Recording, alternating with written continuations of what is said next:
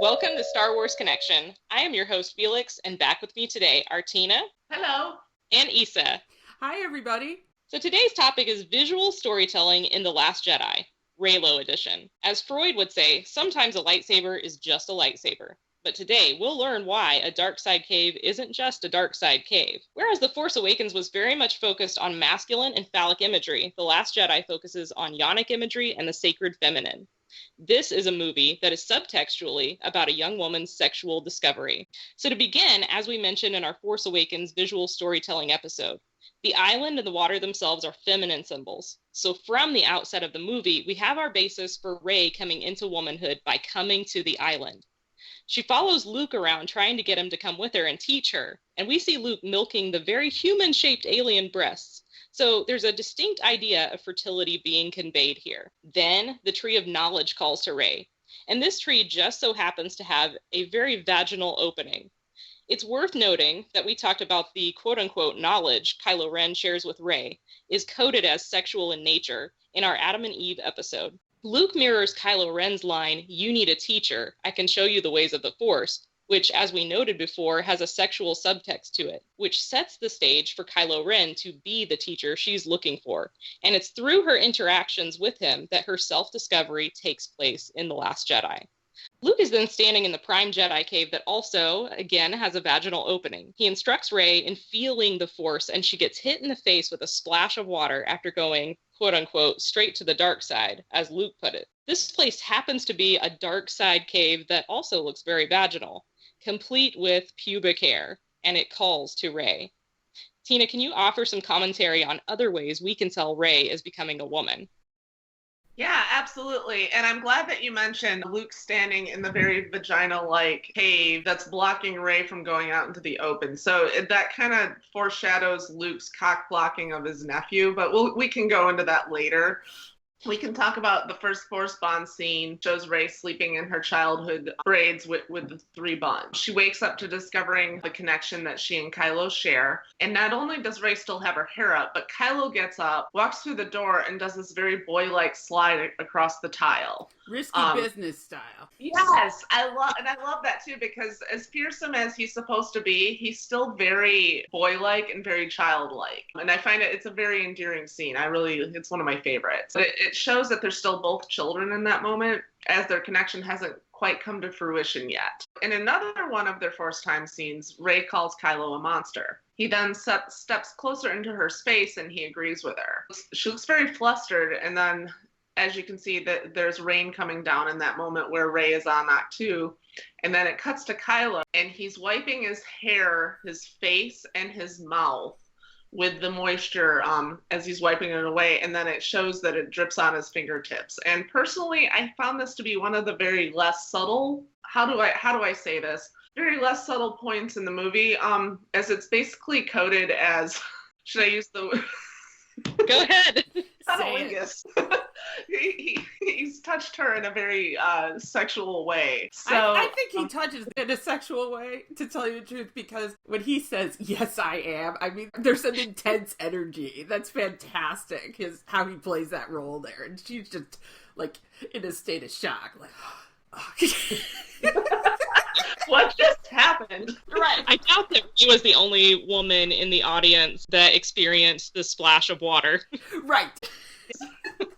This is one thing I love about the dynamic in general throughout TLJ is, yes, the sexual connection, seems to grow and develop, but there's still a very childlike innocence about them that carries throughout to the end of the film that's very reminiscent of a teenager's first love. So even though neither character is in their teens, it definitely conveys the same feeling. And this continues especially when Luke walks in on them in Rey's hut with him playing the role of not dad, quote unquote, with his Force shotgun, discovering her with the boy from the wrong side of the tracks. Yeah, the boy, and this just came to me, but that little, the chin quiver that happens with him is also very teenage boy asking a girl to the prom. Yes.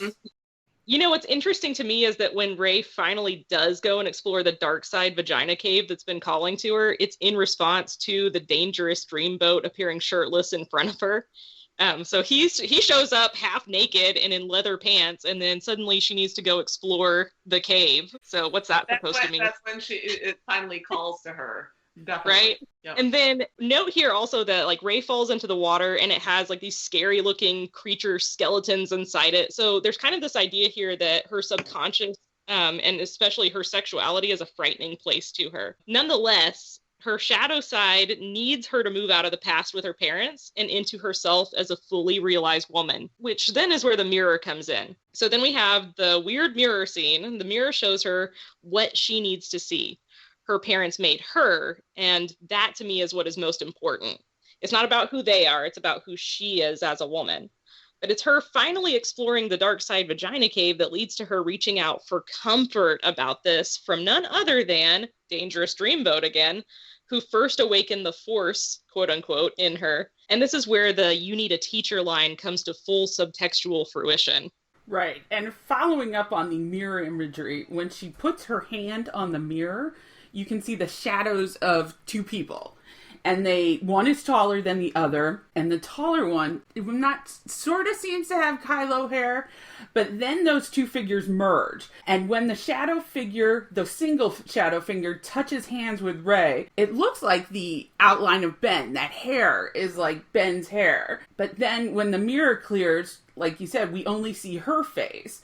This imagery to me indicates that somehow Rey and Ben are inside each other. Did you want to take on the animus-anima analysis? Yeah, absolutely. Thank you, Isa. Yeah. So the anima and the animus, just at a basic level, the anima is the unconscious feminine aspects inside of a man, and the animus is conceptualized as the unconscious masculine aspects inside of a woman. There are varying levels to how someone might see their anima or animus, depending on their level of personal maturity and growth. But the most relevant thing, I think, to this conversation is that, you know, a man's concept of the sacred feminine and a woman's concept of the sacred masculine appear to them or can appear to them in dreams. We actually see that happen in The Force Awakens, hence Rey and Kylo having seen one another before in visions. But not only is there like a strong anima-animus aspect, but there's also like a strong shadow aspect to it. And both readings have strong support because Rian Johnson said that he relied on Jung, who's the father of the anima-animus archetypes, as well as the concept of shadow integration when he wrote the Last Jedi script. So that means that both Rey and Kylo need to integrate their shadows into their conscious personas and integrate into themselves what the other person offers. And it's through this integration that they'll become their fully realized selves, hence growing up into the woman and the man that they are meant to be. Exactly. Yeah, and go ahead. I see them, they're touching hands in that mirror scene as well. And that foreshadows, actually, it would be the next scene where they do touch hands in the cave. I'm sorry, you were saying, Isa? Yeah. So in terms of like integration, I kind of see them both offering something to each other. So what do they offer to each other aside from love and sexual connection and partnership and companionship? They actually offer each other two vital like characteristics of personality. So Ben lives in this world of pain and bitterness. He's been hurt so much that he can't even bear to look at it. So he wants to destroy whatever has hurt him. As if that will make the pain stop. It won't, but he doesn't really have much hope, much else. He is afraid to hope because of prior disappointments and betrayals. Rey, on the other hand, is the denial queen. Her parents are coming back. Of course they're coming back. She latches on to anyone who is nice to her. The resistance is all good because her friends are there. She has a vision of Ben Solar's future, so of course it has to happen right now. And of course he'll instantaneously flip to her side because the resistance is 100% good. She ignores any information such as Luke saying, "This is not going to go the way you think," that would indicate that it might not be as simple as she thinks. And she also ignores the fact that Ben is a very damaged man, and she should know this to some extent because she saw into his mind in The Force Awakens, who has, legitimate problems with Luke, Leia, and the Resistance. So it's basically like Rey is afraid to stop hoping, to stop her magical thinking, because if she does, she will have to look at things as they are. And as they are is that she spent 15 hellish years waiting for rotten people who sold her. And the other thing that is that she is falling for a complicated man, an abused man, and a mentally damaged man. These are not cutesy, and these don't fit into her, idealistic hope realm. This is real life. Yeah, definitely. Everything you said is just 100% on the mark. I want to second this. So some people's complaints about TLJ fell along the lines of Rey can't show any anger or emotion about what happened to her. And to add to that, it goes as far as Ben having to act upon these emotions for her and say these things out loud for her when she can't say that herself. Personally, though, I feel that this was purposeful. Ben and Rey are very much set up currently as two polar opposites of the extreme in comparison to the other. So he wants to obliterate everything, including his own past, to forget it completely, when this is not only impractical, it's impossible. Rey, on the other hand, is so optimistic, it's to her own detriment. Had fate not stepped in and had she not met Finn and BB-8 on Jakku, it's likely she would have wasted her entire life there, waiting for the family that was never coming back. Ben was being 100% truthful that her parents were drunks who sold her for drinking money, which she also, that was, I think, the one point she did acknowledge what he was saying when she said they're nobody. Bottom line, though, is Ben needs to dial it back a touch, and instead of letting the past die, learn from its mistakes. Whereas Rey needs to let go and move forward. So if each of them do this, eventually they'll meet in the middle and they'll come to a better understanding. Right, and actually, Rian Johnson, when he was interviewed about this whole parentage thing, said that as far as he was concerned, Ben was telling the truth because he was just seeing what was in Rey's mind. And Rey knew this all along, that her parents were nobody, but she went into this optimistic defense mechanism. And then the other thing he said was that the movie is about throwing away some of the past, but not all of it. And it's about choosing what past is important, what you should retain, like the Jedi books. Mm-hmm. That's what part of what you should keep, but some stuff should go. So both of them have to meet in the middle on that point. And also, to get back to him being a little hardcore in that scene, people say that he's mean with the whole "you're nothing but not to me" proposal. But when you think about it, in terms of her integration, in terms of her being a realized woman, he is giving her exactly what she needs. He frees her, actually, with the hard truths of her parents. And she does the same for him, actually, when her affection and support and belief in him give him enough hope and faith to have the strength to kill Snoke, his abuser, manipulator, master. And maybe even more importantly, she gives him enough hope that when she reaches out to him in the hand touch scene, he actually reaches out to her when she told him it wasn't too late for him. And he also responds favorably when she calls him Ben. Both of these things are things that he could not do when he was with his father. So like you said, Tina, they need to merge and mutually temper his realism and her hope. I'm going to cut in for a second because, something popped up for me was, when you're talking about the shadow, the Jungian archetype, part of discovering and integrating your shadow has to do with going through it and deciding, because the shadow isn't all evil. It's just the side of yourself that you repress and project onto other people. So you have to go through it and glean what is valuable and what you want to keep. So that plays into the theme of the movie of saving the things that you love, and then the stuff that's not useful to you anymore and it's not serving you, that's what you discard. And so that's the balance that that Rey and Kylo are both going to have to find. Right, exactly. So going back to Rey's hair, though, with her 3 buns, women letting her hair down trope is very prevalent in this film, just like Leia letting her hair down on Endor.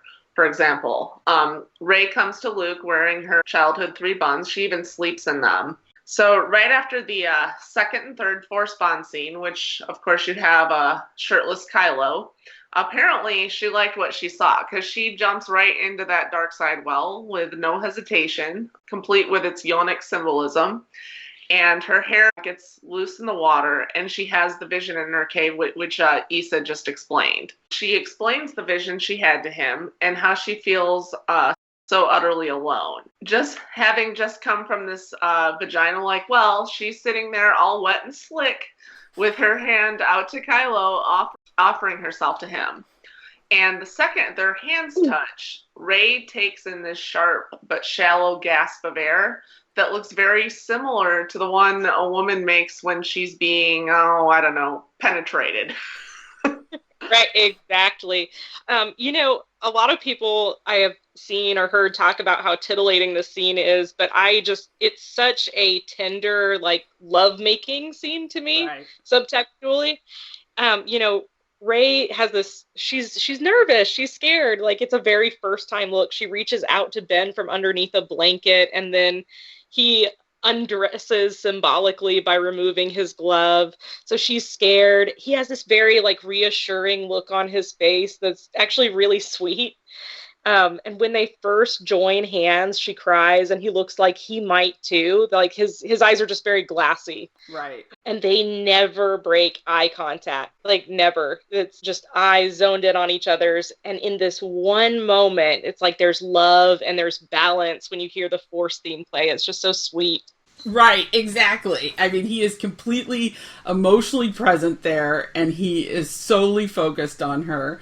And like you said, he is very tender as he approaches her. He moves very slowly, so she has any chance she wants to, like, push him away.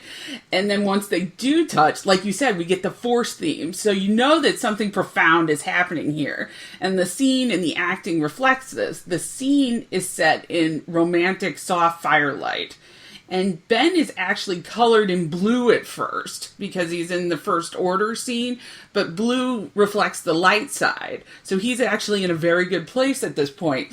And as he reaches for her, their hands get this extreme close-up, and they're warmly lit by firelight. And then eventually he's no longer in the First Order room. He's in the room with her, and he is lit by the warm firelight too.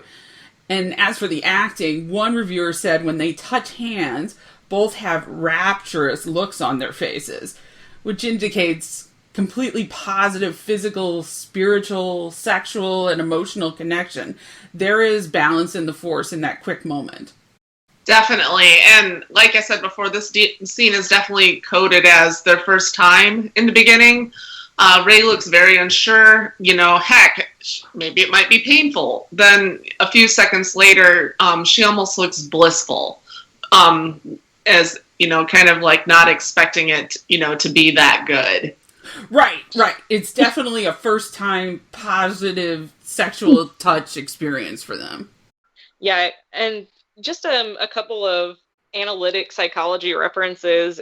So moving away from this the hut scene, but having to do with Luke. So later on in the film, Luke walks out of what looks to be like this fiery vagina cave that's, the resistance cave that Supreme jilted lover Ren has just laid waste to.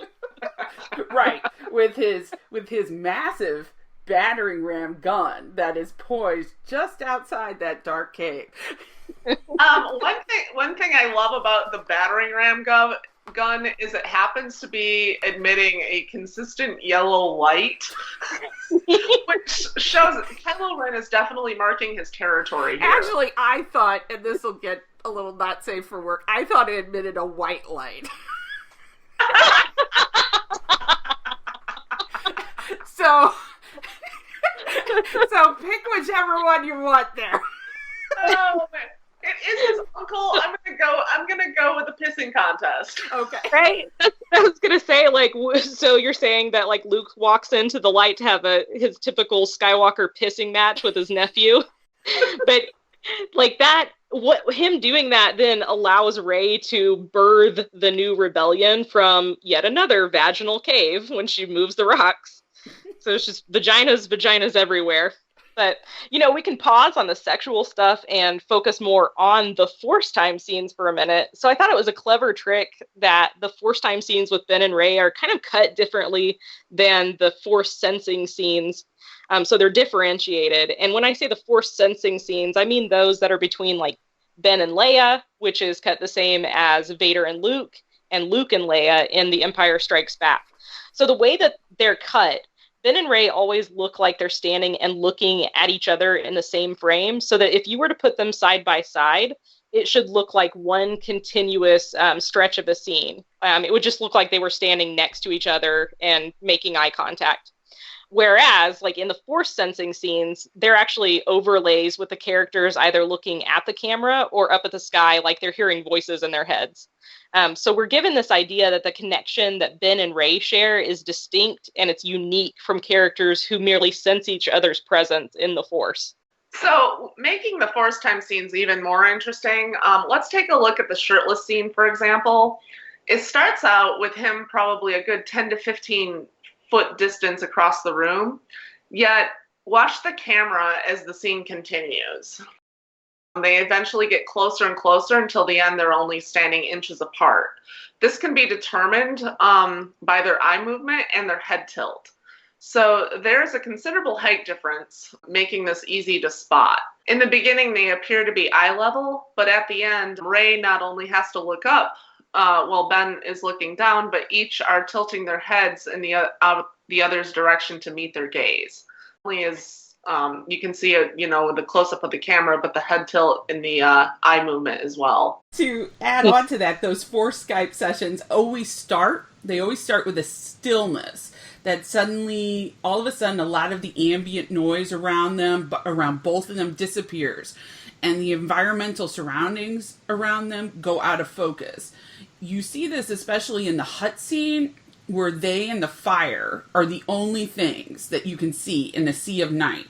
You also see it at the end in the throne room scene when he offers his hand and asks her to join him. In fact, though Rian Johnson relied on practical effects and lighting wherever he could in this movie, I recently read that he insisted that the background of that moment in the throne room be CGI so that it could have an exact look with the darkness and the random flames streaming down around them, once again putting them in a sea of blackness and fire. And actually, as I think about it right now, that lighting in the throne room is like the hand touch scene turned upside down. In the hand touch scene, everything is peaceful. The fire is warm and soothing. They are perfectly devoted to each other's needs and to nothing else. They are in this moment of perfect balance, so much so that he can actually physically touch her across light years. And the way Rian films their hands and particularly the extreme close-up on the fingers in the firelight shows that this is an utterly intimate, romantic, and sexual moment because it is naked skin on skin, no hiding, pure vulnerability, and union.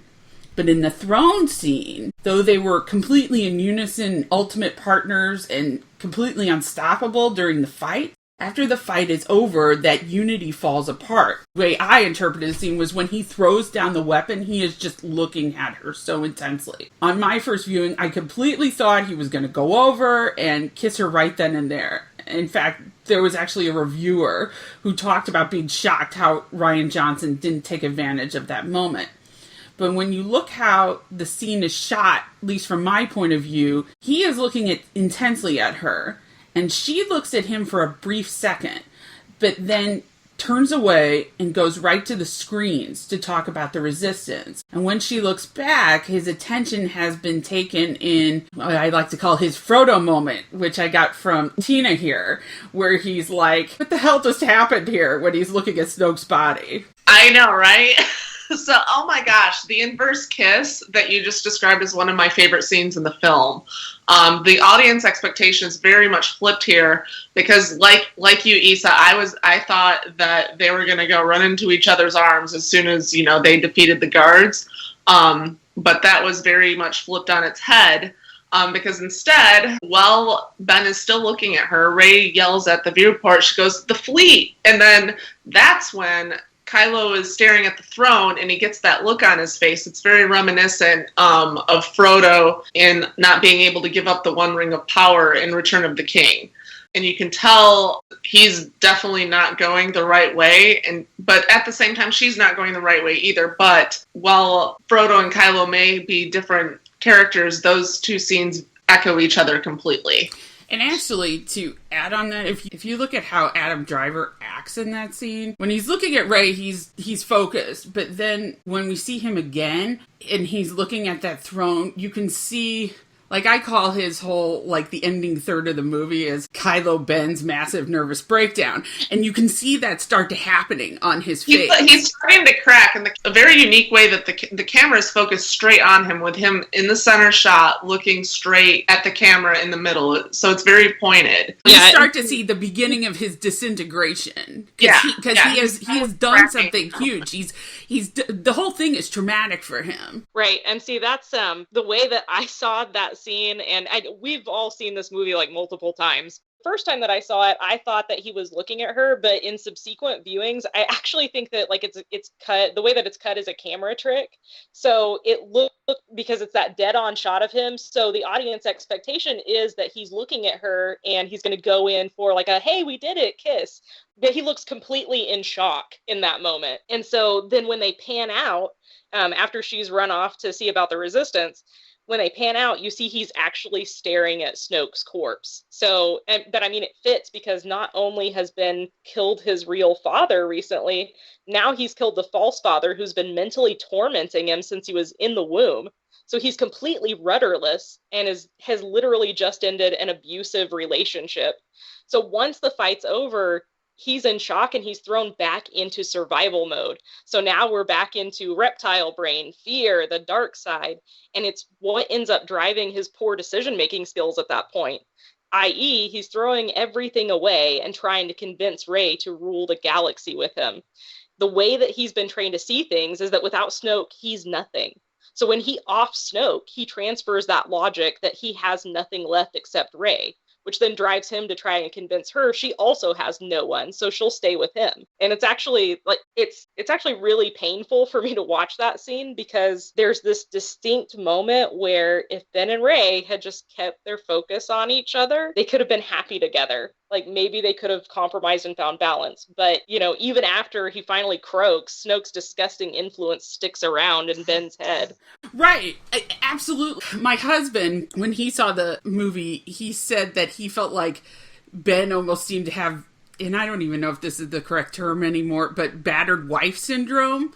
And yes. Yeah, and so most definitely. And it's almost like Ben is the ultimate codependent, because he's been somebody's tool or something. He's been somebody's apprentice for so long. First it was Luke, and then Luke betrayed him, and then so he basically is just filled with whatever Snoke did to him and programmed him as. And so he has this moment of hope where he can kill him because he cares about her so much.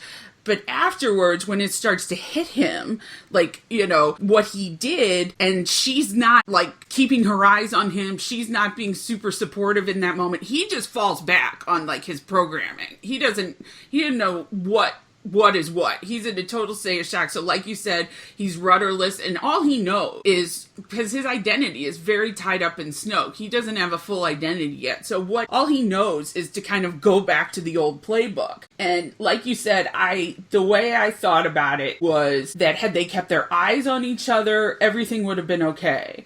They wouldn't have been pulled by their other desires. And actually, when I think about it now, Rian gives us a ton of visual information on Rey and Ben with their eyes. In the hand touch scene, they never take their eyes off each other. When he kills Snoke, they never take their eyes off each other. When they look at each other in the elevator, they're completely connected. It's only when they are not looking at each other that things go sideways. He even looks her right in the eye when he says, "I am," in her monster accusation, which has sexual implications.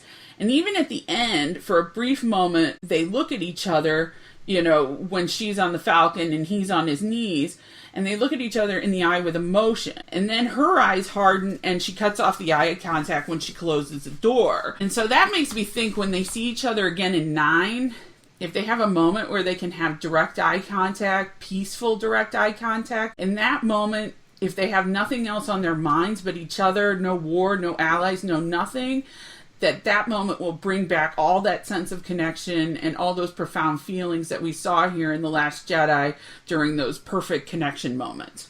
Definitely. And following up on that, you know, I'm actually trying to think of a scene where they aren't staring at each other intensely, or, for lack of a better word, basically straight up eye-fucking the shit out of each other. TFA or TLJ, I'm having a hard time. I think the only scene where this breaks the rule is their first meeting in the forest because, well, duh, he's masked.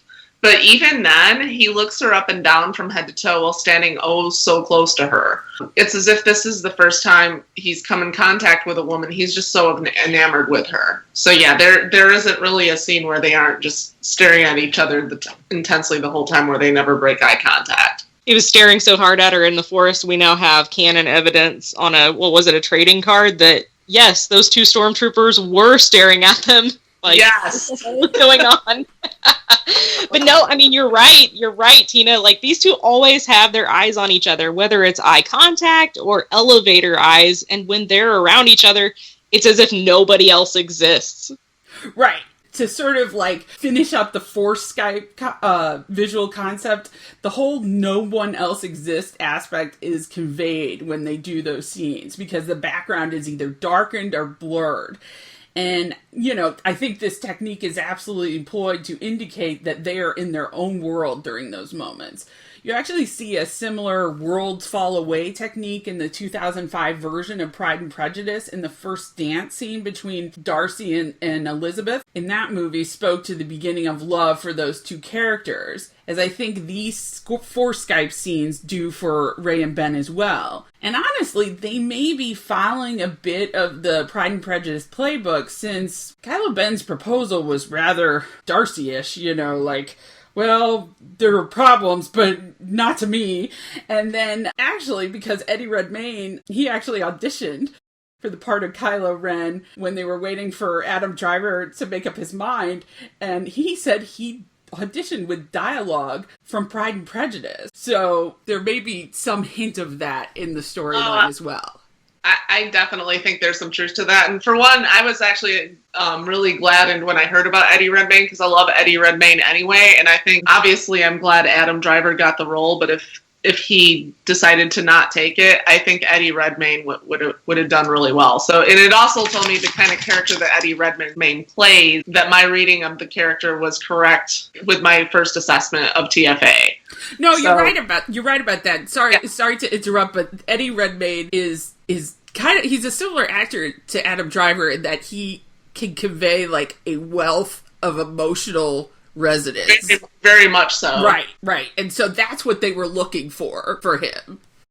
For Kylo. Definitely. So backing up a little bit, I want to talk about a cut scene that even though this wasn't presented in the film, it is talked about in the visual dictionary written by Pablo Hidalgo. One of the cut scenes we learned about involves the mating ritual of the Caretakers. So these are the amphibian-like creatures that care for the island that Rey has been, I don't know, detrimental to their presence, I would say. They have to repair a hole she puts in the wall. I think at one point she cuts the rock in half and it ends up knocking over one of their carts as they're walking through. You know, they're not really happy with it. This cut scene actually had being Rey's third lesson, and he had told her about the Caretakers and that they would be pillaged by these pirating marauders. Well, that Luke was actually fibbing to Rey. It wasn't actually true. What these supposed marauders were, it involves the mating ritual of the Caretakers. Once a month, the men, who happen to be dressed in black, just like somebody else we know, visit, quote unquote, the women who are also all dressed in white. It's a mating ritual, essentially. Now, somebody correct me if I'm wrong, but our protagonist and antagonist, who happens to be the last Skywalker descendant to carry bloodline, also share these same colors. But going back to that cut scene, Luke had told Rey to not interfere with these marauders or she would make things worse, which I think is foreshadowed when she goes to Ben against Luke's wishes, because I think what may have happened in the end is Ben would have come to her instead with a very different, probably more positive result. I love how both Snoke and Luke nail upon the importance of the bloodline in multiple scenes. So it's really driven home that Ben is the Skywalker descendant, along the bloodline that he carries. Right. But yeah, I think, like you said, I think it's really interesting to note that it would have foreshadowed her going to Ben in the glass coffin and that causing things to get mucked up. I mean, it implies that if she had waited, Ben would have come to her. So it's interesting to think about, like, what would the implications of that of that have been? Like, if she had just waited. But yeah, of course she does rush in head first. She crashes the mating ritual where the females are celebrating the return of their dark-clad males. And then, yeah, it's foreshadowing. It would have been foreshadowing for her going to Ben in the glass coffin. Talking about the glass coffin, I think it's pretty interesting to note that Rey's coffin sort of evokes this Snow White feel with Rey holding a lightsaber instead of flowers. It's also strongly reminiscent of Padme's coffin in Revenge of the Sith. So we're getting major reverse Anakin and Padme vibes from Snow White Rey and her Dark Prince. And just to sort of add to the Prince thing, I believe the Visual Dictionary talks about how Ben did calligraphy before... He fell to the tortured artist, too. Yes, the tortured artist. He fell to the dark side. And apparently, there is some of Ben's calligraphy on that coffin. He, writes... Oh, no kidding. Yeah, I think... oh my gosh, I didn't know that. Yeah, I think there's crazy. Something it says property of Han Solo or something. I knew about the property of Han Solo, but I didn't know about the calligraphy being on the coffin. I think... I'll have to look at the Visual Dictionary to make sure, but I'm pretty sure I read that his... No wonder he has that look on his face when the coffin first opens. Right? Oh! I did that! That was in my calligraphy day. Fine. I'll be damned. So it kind of ties into the caretakers with the sense that he may wear black. He has the capability of being very tender and being very positive. And I think had she remained calm and didn't jump in head first, I think he would have eventually come there peacefully. Because think about it, had they had another Force Skype conversation about their visions before she left Octu, or had Luke not caught them, the whole world would have changed for them. In those sessions, he escapes. Or at least he believes he escapes Snoke's malignant influence because he thinks that these moments are just between he and her. And in the hand touch session, he is willing to believe that all hope is not lost for him. That is huge for somebody like him. And so had they fleshed out what they were seeing in those visions in another session, they might have been able to peacefully sort out what was happening in those visions. And if he was able to have hope again, he might be able to break away and then peacefully come to her as the relationship deepened due to more Force Skyping. They just needed more time on the phone, as far as I'm concerned. And Rey's haste reminds me of everybody's Romeo and Juliet discussion in high school, where how Romeo and Juliet, how they ruined everything through their impetuous and immature haste. And in fact, this mistake of haste may have been telegraphed by John Williams in The Force Awakens because he included a musical reference to Romeo and Juliet in the scene where Kylo carries Rey to his ship. Yes, Rey's abduction. The best example of Ben acting in haste because he's thinking with little Ben. But yeah, they're definitely the hasty lovers from opposite sides of the fence, and it typically does them no favors. But what kills me, though, they look like they want to ravage each other's mouths in that elevator, especially him, Yes. the way that he is staring at her. And that scene is the only one where I'm like, act on impulse, hurry up before the door opens, you idiot. But it drives me crazy because it's one of those lost chances where they could have had balance like that in the hut, but instead they embody the aspect of yin and yang where they're actually mutually trying to seduce each other, convince the other to come over to just their side. Yeah, so let's talk about the yin and yang symbolism. So the way the colors are positioned behind them in the elevator really drives home the yin and yang aspect. Behind Rey, the walls are colored white and black, white being the dominant color, while behind Kylo, the walls are colored black and white, black being the dominant color. Yet when Rey moves closer to him, he moves closer to her, and now this is they're framed smack dab in the middle of those two color schemes. This symbolizes the pull Rey has towards Ben, and while he'll never be 100% on the side of light, she definitely has an influence on the way he leads. The same goes with her. I also want to note that this is the only scene where Ben gives a hint of a smile. So this is also shown, and going back to the yin-yang symbolism, which continues, it's shown in the fight scene where they fight the Praetorian Guards. It starts off, they are pulled to each other after probably 10 to 20 seconds into the fight. It's a very iconic moment. I'll be surprised if people aren't talking about this 20 years from now. It's one of the most incredible shots in the entire movie. It's where Rey backs into Ben's back and he's thrusting backwards. And then Rey comes up and she's actually balanced on his back, and they actually form the symbol of yin yang. And Rey has her hand on his upper thigh, and he has his leg tilted back slightly underneath her. So each is taking up room in the other's face by just a touch, but they still form the circular motion, kind of like tilted back towards each other. And I'm going to go in and go on the record and say this has nothing to do with anything, but had Ben moved just 2 inches to the right, she would have touched peen. Not that that matters. I'm just saying. The sexual imagery. Rey, it's not really his thigh. She's like, I can't. Yeah. Anyway. Yeah. Her hand was inching awfully close there. To touch on a couple of things that what Tina was saying about yin and yang. I thought it was interesting that in our Force Awakens visual storytelling podcast, we talk about this shot of Rey is grappling Ben's wrist to put the red saber out in the snow, and then he's grappling her wrist to lift the blue saber into the sky. So there's yin-yang imagery there, but then we get the same type of imagery in the throne scene.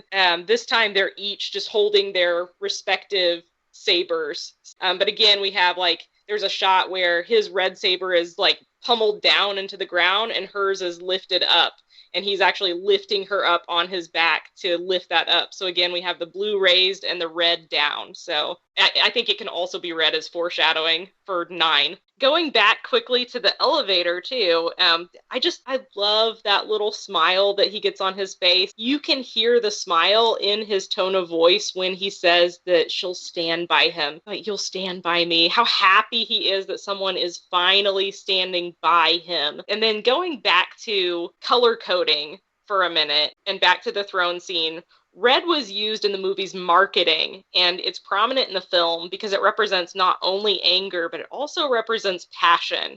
And there's a lot of passion between these two. Anger and passion can be read as 2 sides of the same coin that Ben embodies and Rey is drawn to. So we first noticed this back when they had the Little Rey Riding Hood and the Big Bad Kylo posters, in which they're walking the same direction.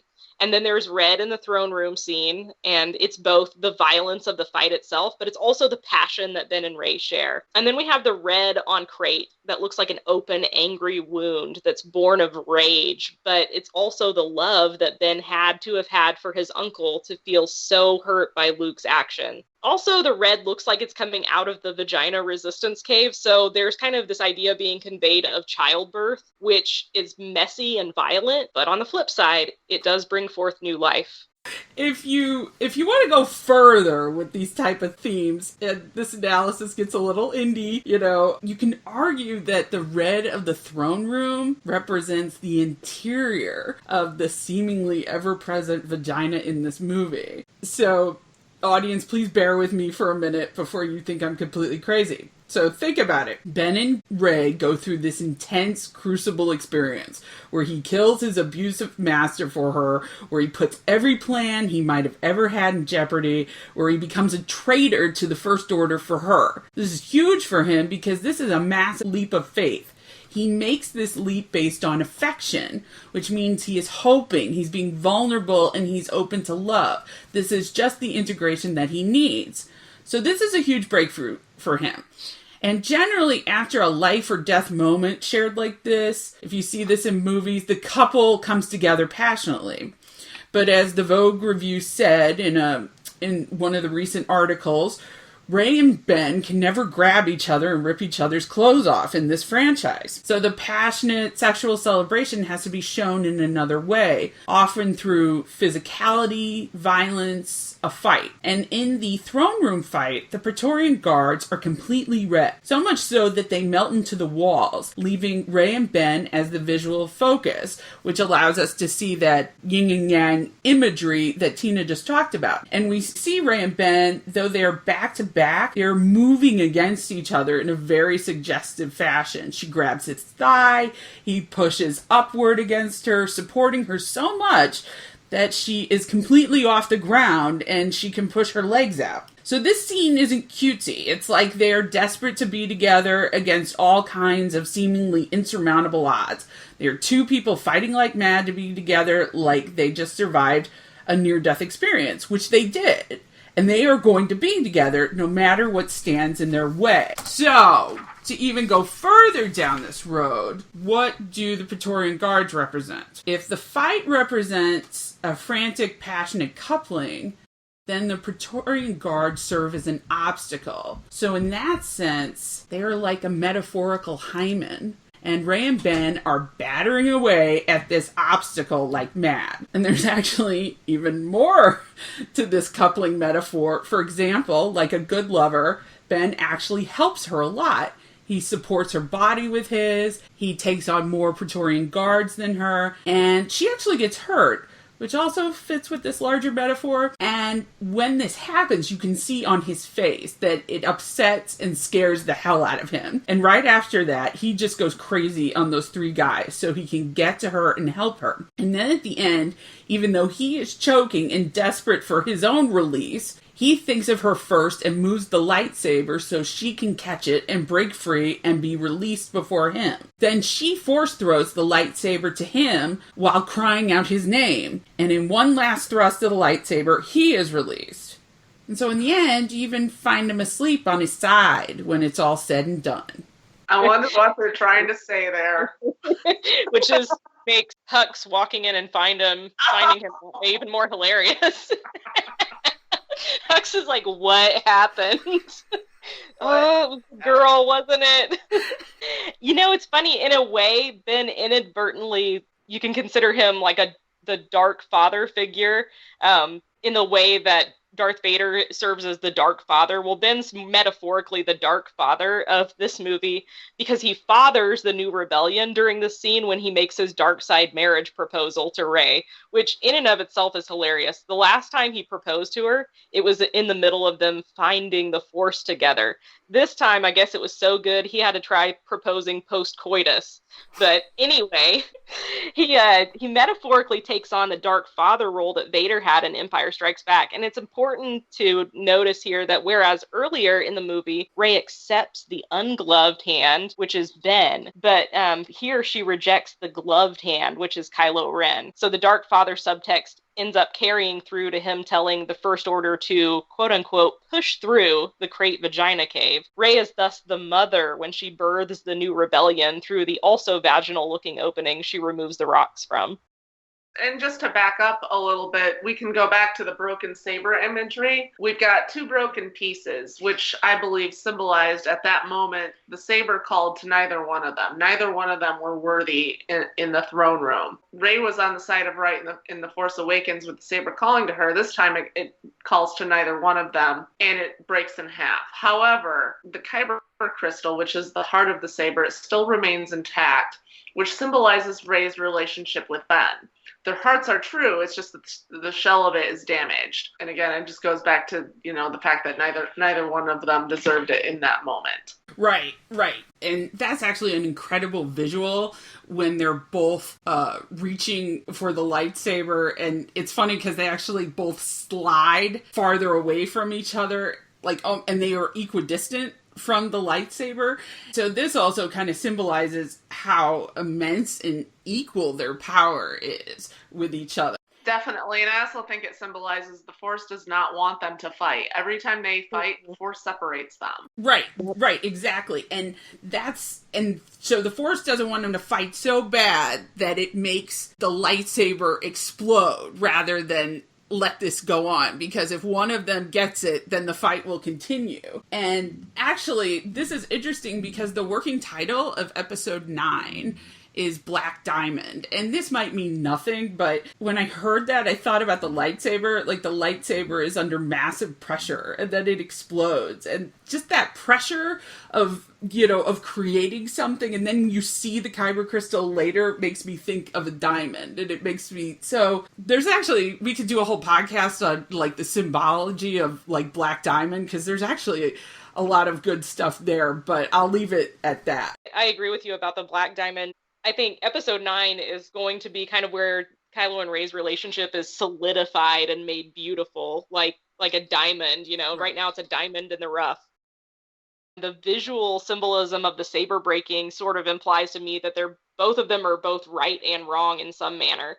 So I'm really eager to see in what way he's correct and she's not. I have my own ideas. And I think one possibility is that he's correct in that they do need to throw everything out the window and start all over. But his method of doing that destructively is his problem. His destructive tendencies are his Achilles heel. She's incorrect for sticking blindly with the resistance, kind of like you discussed earlier. But especially when you think about, like, based on Poe's actions, it really seems like there are some inside problems on the resistance side of the house. Rey is right for wanting to save what she loves, so that's the way in which she's correct. And in fact, Finn and Rose, who are kind of set up as the lighter parallel relationship to Ben and Rey, mirror this when Rose directly states the thematic material of the movie to Finn, who was bent on, interestingly, destroying himself in order to destroy the First Order canon. So he's mirroring Ben's destructive tendencies there. They won't win this by destroying what they hate, but by saving what they love.